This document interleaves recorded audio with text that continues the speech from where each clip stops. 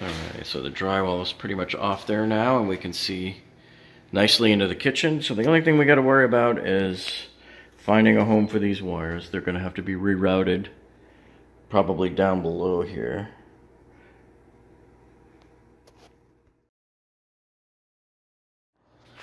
Okay, so we have this part of the wall here that's wobbling. You can see really bad how much it wobbles.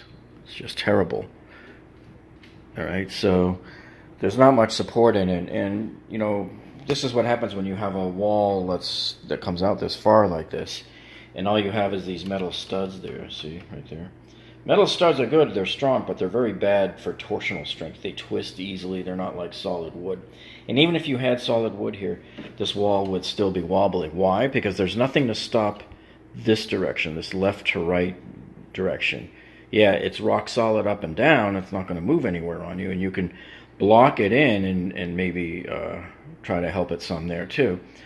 But I'm thinking more along the lines of what would you do like on a dock, where you have all of those, you know, those dock posts, those pier posts that go down into the water, something that's rock solid that doesn't move.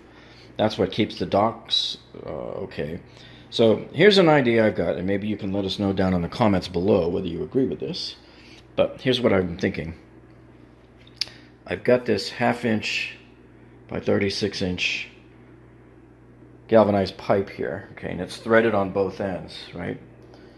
And keep in mind, if you take a look at what our mechanical structure is here, we have a stud here, the switches are here, and another stud here. And the wiring for the switch is just going to go straight across and go through that grommet back to the fuse panel. So what I'm thinking is this.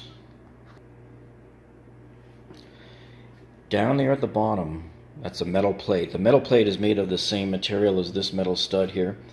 In most condos and apartment buildings here in Florida anyway, you have cement slabs in between your floors, so they usually use metal studs in floor plates. The base plate, your bottom plate, is metal, the same metal that the stud is made out of. So what I want to do is go down to the bottom of the floor and mount one of these threaded flanges here at the bottom. And remember, it's concrete, so let me just demonstrate for you what we're going to do. It'll mount at the bottom there into the concrete, and then this threaded rod will screw into it like this. See? So all we do is screw it in like that, and then we'll have a perfectly solid support pier here. So the thing is, okay, so you got a threaded pipe sticking out of the floor. Now what? How are you going to mount or strap anything to this? What are you going to do? So here's what we're going to do here for this. So we get a second flange, okay, and this second one here, he's going to just screw right to the top of the rod. And so that's what it's going to look like. And this will be rock solid because it's mounted with Tapcon screws to the cement slab at the bottom. And then at the top, we have the second flange. Alright, so what's going to happen is this piece of wood right here, we usually put a wide piece of wood on the top here when we're done. When we're done with all of our, adding our wood studs and sistering them to the metal studs in there. And then we can screw this down on top of the wood studs. So this will be our top plate here. And then the granite countertop is going to go right along the top here. Okay. So what we do then is this now will screw onto the bottom. But of course the top plate is a couple of inches taller than this. So we will have to put a couple of pieces of wood blocking until we get up to this point right here. And once they're all screwed in together, structurally they'll be sound and they'll all be connected to this rigid pier. You know, this galvanized pipe here will be like our dock by the sea that with the pylons into the water. So it's going to act like that for us, and that will stabilize this wall.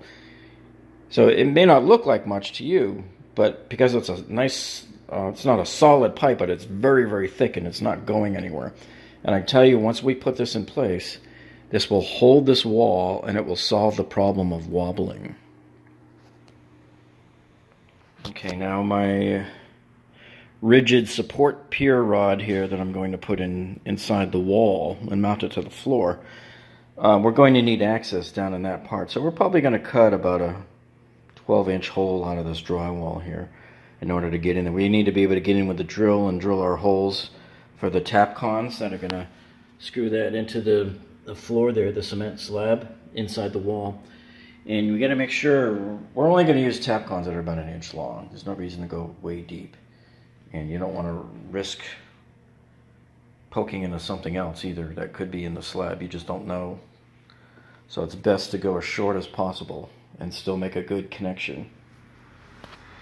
Alright, so we cut the bottom of the drywall out, pull it out there, and we're going to clean up this underneath there, and that's where this flange here will get screwed in.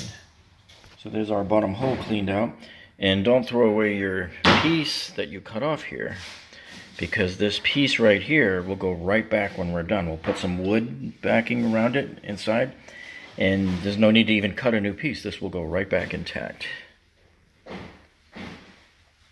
Okay, so we've cut out a space there on the bottom plate, and it's okay, the bottom plate's not compromised because there's still a Hilti fastener here going right into the concrete, and there's one over here too. So you needed to have access directly to the concrete so we can screw this down. We'll anchor it down with the tap cons.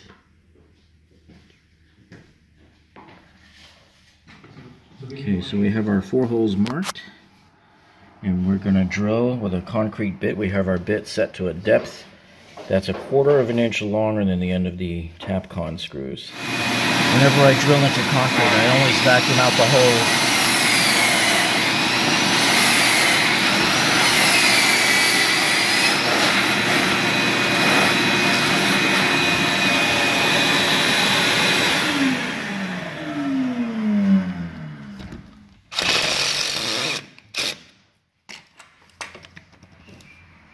Alright, so there's our 4 tap cons in place. The base flange is now secure.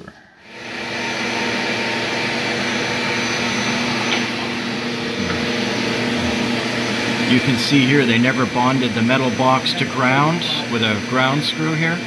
That's a violation of the National Electric Code right there. Totally messed this up. This would be a perfect time, if you haven't already, to hit the subscribe button down below. And once you hit that subscribe button, you'll see that little gray bell. Click on that, and that will alert you to every time we put a new video so that you'll never miss a video. And also, if you like our video here, you can click on the thumbs up button down below. That lets us know that you like us. And any questions you have, please enter them in the comments down below too. Okay, so here we are the next morning, and what we have done here at the bottom, last night before we left, I stuck a bunch of PL adhesive in here all the way around here and tried to force it down into where the threads go just to make sure things are a little more solid, and it helped out a little bit. So there's 2 problems with our solution here that I don't really like.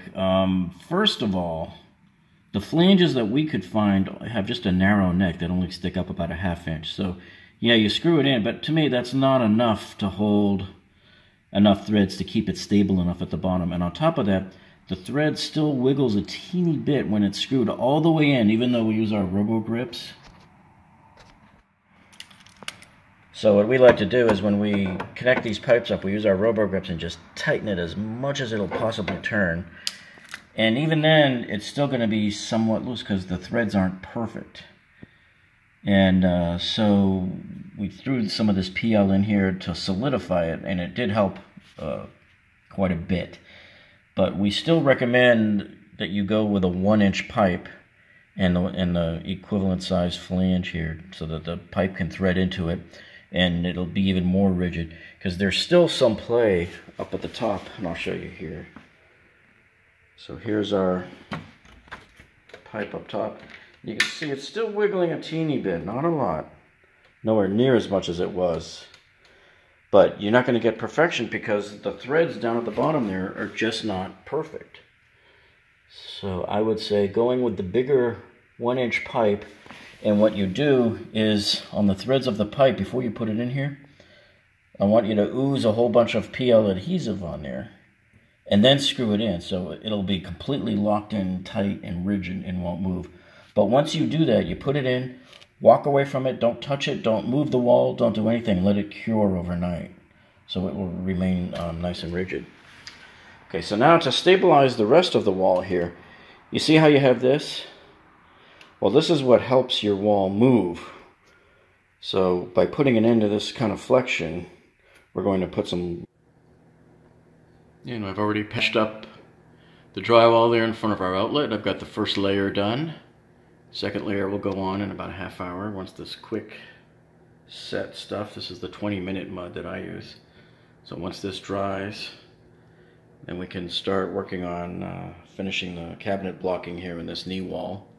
Flexion in the wall. So once we block all of this perimeter frame here with wood stud pieces that we're going to cut and fit in there, it's really thin, and we'll screw them in right through the drywall. Flexing. Remember, this is not a structural wall. I can move it. This is not a load-bearing wall. And that's part of the reason. So if this flexes, and we already know that big sheets of drywall flex. What I have here is I have a piece of wood here. So one of the things we want to do here, already cut, that will fit into also reduce this side here, this wall, is we're going to take this wood block rock solid, and if you want, you can run it down the channel. I've already sliced it and everything, so it's going to run down that channel, and then we're going to screw it in through the drywall, through the metal stud, and into the wood. It's going to go through that metal base plate there, right straight into our wood stud. And the wood, this piece right here, this piece of wood is a lot sturdier than that metal.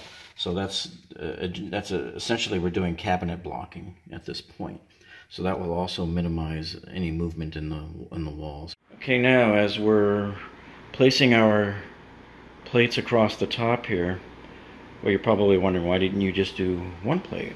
Well, because there's a metal stud right here in the middle, so we're doing it as two pieces. And then we're screwing it in also from the side through the metal stud here. And then underneath, we did one of the studs through the side as well. So the thing to remember is, of course, make sure it's level, side to side. So this first piece went in level. And then what I always do is I put a screw in on either end of the other piece whenever I'm doing this. And that way you can pull it up either with your hand or with a pair of pliers. But you want to pull it up so that this end is flush with that end, with the spirit level there. And then once you set it with this screw, you then come to the other end and make sure he's pulled up to the point that he's level. So you shouldn't see any air gaps underneath the spirit level. It should be level all the way across. Okay, so you can see now we've got it nicely patched up top there. And I've gone ahead and put the plate on for the sconce light. And we just have my level up there just to make sure that it's nice and level. And a few minutes later we have our new LED sconce light up. This is kind of a cool modern design where it's just some kind of a glass elements there. But it looks really modern. Okay, so we're ready to patch up the wall, but I just wanted to show you how well this worked out for us here. So we grab the end of the wall here and try to move it, and you can see it barely moves. It's rock solid. It maybe moves an eighth of an inch, whereas the other day you could see we were able to easily sway this wall an inch in either direction. It was just unbelievable. So just a quick review and a step back to look over all of the things we did. We mounted that threaded pipe into the flange and connected it to the floor.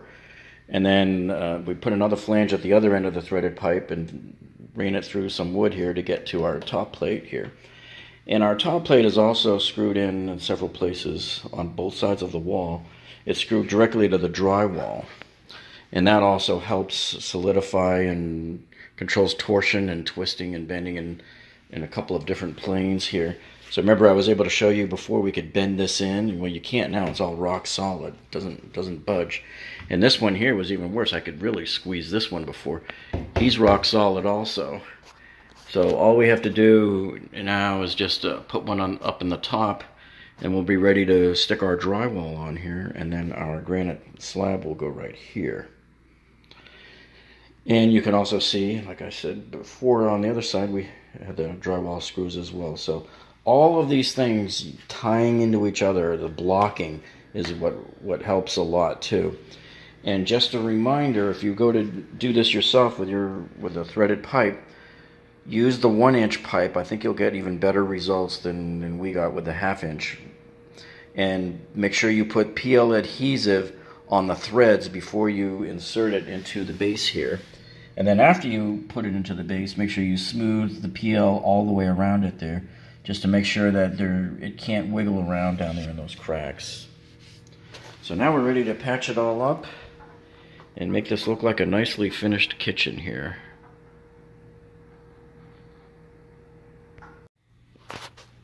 Okay, so in preparation for plugging up this hole again with the drywall, I've put in some wood backing. This is how we normally do our drywall. So you screw it in through the front. It goes into the wood. It holds the wood into place. And then we put the drywall there. And you remember earlier, I mentioned not to throw away the piece that we cut out of there. So here it is with my little, put a little screw in it so I can help manipulate it a little better. And just put it right back where we found it. See that? So now all we have to do is run some tape around it, and then we'll go ahead and mud and feather it out.